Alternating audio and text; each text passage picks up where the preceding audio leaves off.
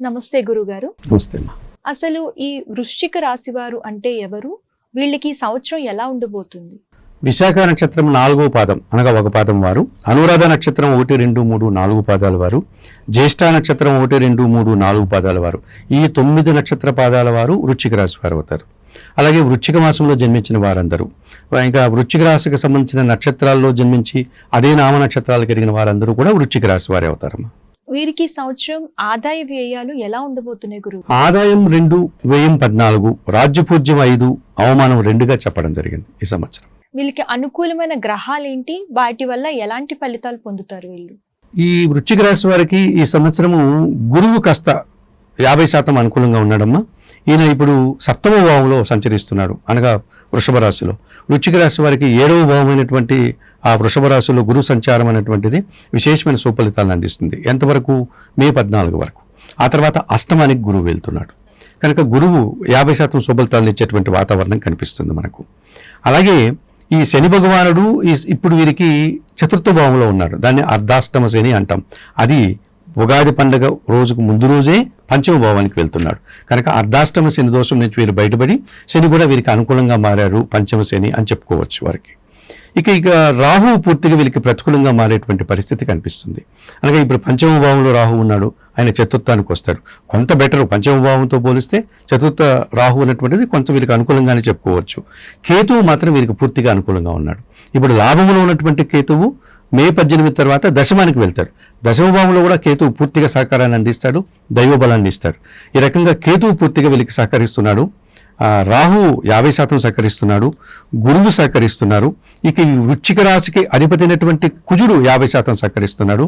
అలాగే గ్రహరాజు అనేటువంటి రవి కూడా 50% సహకరిస్తున్నాడు. ఈ రకంగా ఈ సంవత్సరం నూతన ఉద్యోగాలు రావడానికి అవకాశం ఉంటుంది వారికి. నూతన స్థలాలకు బదిలీగా అయ్యేటువంటి అవకాశం ఉంటుంది. లేకపోతే ఉన్నటువంటి వృత్తి ఉద్యోగాల్లో కష్టపడి మంచి పేరు ప్రఖ్యాతులు తెచ్చుకుంటారు. అధికారుల అభినందనలు పొందడానికి అవకాశం ఉంటుంది. నూతన వస్తువులు కానీ, నూతన భూములు కానీ, నూతన వాహనాలు కానీ కొనుగోలు చేసే అవకాశం ఉంటుంది. ఈ రకంగా వృశ్చిక రాశి వారికి ఈ సంవత్సరం 60% మంచి ఫలితాలు రావడానికి అవకాశం ఉంది. ఈ రాశి వాళ్ళకి ప్రతికూల గ్రహాలు ఏంటి? వాటి వల్ల ఎలాంటి ప్రభావాలు కలుగుతాయి? వీరికి అదే మే 14 తర్వాత గురువు అష్టమానికి వెళ్తున్నారు కనుక వయసు రీత్యా పెద్దవాళ్ళు ఎవరైనా ఉంటే వారికి గురువు అష్టమంలో ఉంటే ఈ డయాబెటిక్ లాంటి అనారోగ్యాలు రావడానికి అవకాశం ఉంటుంది. అంటే దీర్ఘకాలికమైనటువంటి రోగాల్లో కాస్త షుగర్ పెరుగుతుంది. ఆ రకమైనటువంటి ఆ మందులు వేసుకోవడము, దాన్ని తగ్గించుకునే ప్రయత్నాలు వారు చేయాల్సి ఉంటుంది.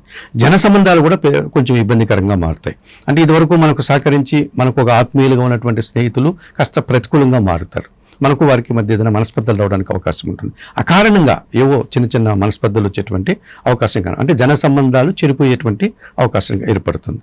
విద్యారంగంలో మే 14 తర్వాత ఉన్నటువంటి విద్యార్థులకి అనుకున్నంత ఫలితాలు రావు. వారు ఎంత కష్టపడినా వారు ఊహించినంత ఫలితాలు రావు. అట్లానే వాళ్ళు ఏమి ఫెయిల్ అయ్యేటువంటి పరిస్థితి ఉండదు.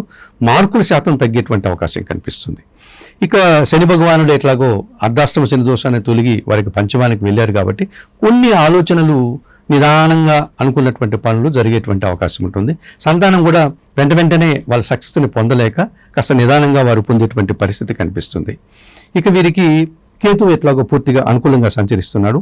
ఈ రాశ్యాధిపతి అయినటువంటి కుజుడు 50% సంచరిస్తున్నాడు. అంటే అనవసరంగా కోపం తెచ్చుకోవడం, అనవసరంగా ఒక మాటని అనేటువంటి పరిస్థితి వీరికి ఏర్పడుతుంది. అటువంటి పరిస్థితిని వీరు తెచ్చుకోకుండా జాగ్రత్తలు తీసుకోవాల్సిన అవసరం ఉంటుంది. అంటే కోపావేశాలను తగ్గించుకోవాల్సి ఉంటుంది.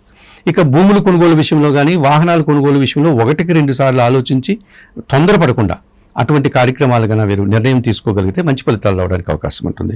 సూర్య భగవానుడు అనుకూలంగా ఉన్నాడు కాబట్టి ఆ సూర్య భగవానుడు కూడా వీరికి ఏదైనా మరింత ఏమైనా అనుకూలతను పొందడానికి పరిహారాలు నిర్వర్తించుకోవడం మంచిదనిపిస్తుంది. ఎలాంటి పరిహారాలు చేస్తే మంచిది? వృశ్చిక రాశి వారు ఈ సంవత్సరము విశ్వావసునామ సంవత్సరంలో, ఈ తెలుగు సంవత్సరంలో ప్రతిరోజు ఉదయాన్నే నిద్రలేసి సూర్య భగవాన్ని దర్శించి నమస్కరించుకోవడం, సూర్యాష్టకం చదువుకోవడం, సూర్య భగవానుడికి సంబంధించిన ధాన్యమైనటువంటి గోధుమ కానీ, గోధుమ పిండి కానీ పేదవారికి ఆదివారం రోజు దానం చేయడం. అనగా 1 కేజీ గోధుమ పిండి వారి ఆఫీసులో పనిచేసేవారు కానీ, కుటుంబంలో పనిచేసే పనివారికి కానీ వారి చేతులారా దానం చేయడం. ఇలాంటి చేయడం వల్ల రవి అనుకూలత పెరుగుతుంది. ఇక కుజగ్రహం వీరికి వృశ్చిక రాశి వారికి వృశ్చిక రాశికి అధిపతి కుజుడు కాబట్టి సుబ్రహ్మణ్య స్వామి ఆలయానికి వెళ్ళి ఆ స్వామివారికి మంగళవారం రోజు అభిషేకం నిర్వర్తించడం, ఆయనకి ఎర్రటి పళ్ళును నైవేద్యంగా పెట్టడం, సుబ్రహ్మణ్య అష్టకం చదువుకోవడం, ఎర్రటి పూలతో స్వామివారిని అలంకరించడం, ఇలాంటి కార్యక్రమాలు చేసుకుంటే విశేషమైన శుభలితాలు పొందడానికి అవకాశం ఉంటుంది. అలాగే రాహు కాస్త వీరికి పంచమం నుంచి చతుర్థానికి వచ్చారు కనుక దుర్గాదేవి దర్శనం చేసుకుంటే మంచి ఫలితాలు రావడానికి అవకాశం ఉంటుంది. ఈ రకంగా పంచమ శని దోషం నుంచి పోవడానికి ఆంజనేయ స్వామి దర్శనం చేసుకోవడం, ఇలా చిన్న చిన్న పరిహారాలు నిర్వర్తించుకుంటూ నిరంతరం వాళ్ళ సూర్యారాధన చేస్తూ సుబ్రహ్మణ్య స్వామికి పూజలు చేసుకోవడం వల్ల ఎక్కువ ఫలితాలు పొందడానికి అవకాశం ఉంటుంది.